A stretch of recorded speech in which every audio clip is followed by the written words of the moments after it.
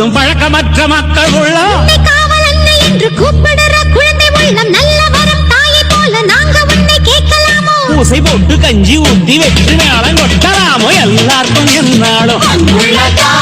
திரிசூலம் கையெந்தும் புவியாடும் மாத்தாவோ முக்கண்ணன் மனையாளோ எழகிட்ட மென்மேலும் அன்பு